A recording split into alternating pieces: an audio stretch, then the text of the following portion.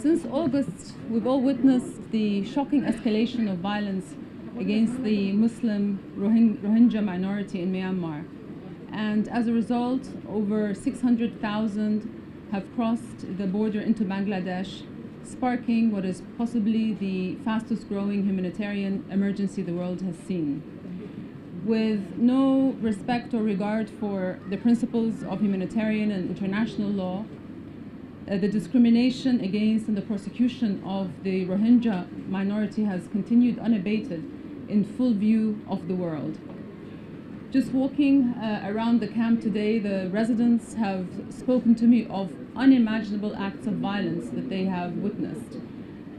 Children have been orphaned, women brutalized, family members butchered, villages burned to the ground. Before coming here, I had braced myself to witness some desperate conditions, but the stories I heard today were heartbreaking and harrowing. I've heard of systematic rape of young girls being trapped in schools and raped by soldiers. I've heard of babies being kicked around like football and stomped on. I've heard of family members telling me how they've seen their own parents being killed right before their eyes. This is something that is unacceptable. And although these people have reached safety here, their plight is far from over. Over 95% do not have access to safe water. Over 3/4 are not getting enough food. And of course, health services are stretched to the limit.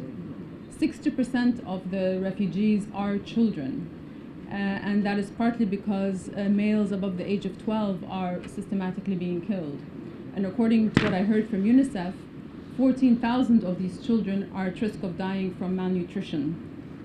Now, I know that the humanitarian organizations here are doing amazing work, organizations like UNHCR, of course, IOM, UNICEF, and IRC are doing incredible efforts, and they're working so hard under some very difficult conditions to try to alleviate the suffering. So I'd really like to thank them. And equally, I'd like to thank the government and the people of Bangladesh for the enormous compassion, kindness, and generosity that they have shown, even though they are having difficulty by themselves, but having to show this compassion is coming at a high price to the host community and to the people of Bangladesh. They are sharing what little they have, and that generosity really needs to be commended. So I really thank the people of Bangladesh. But clearly, it's very clear to everybody that there's an urgent need to scale up the humanitarian response.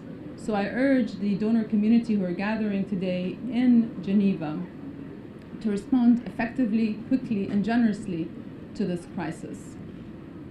It is unforgivable that this crisis is unfolding on the world stage to a largely indifferent audience. The world seems to be silent to what many are acknowledging now as an ethnic cleansing of the Rohingya Muslims. One has to ask, why is the plight of this Muslim minority group being ignored? Why has the systematic persecution been allowed to play out for so long?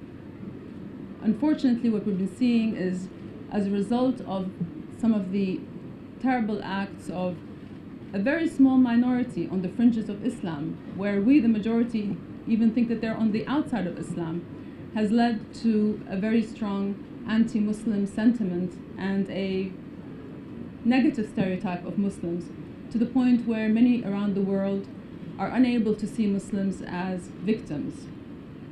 It leads one to wonder that if the tables were turned and these acts of violence were committed by Muslims, if the world response would have been as muted as the response that we're seeing here today. So I urge the UN and the international community to do all that they can to stop the suffering and the violence that's being committed against the Rohingya Muslims, not because it is our job to do so, but because that is what justice demands. Again, thank you all for your efforts, and I hope that through dialogue and reconciliation we can start to see the end of the suffering of these people.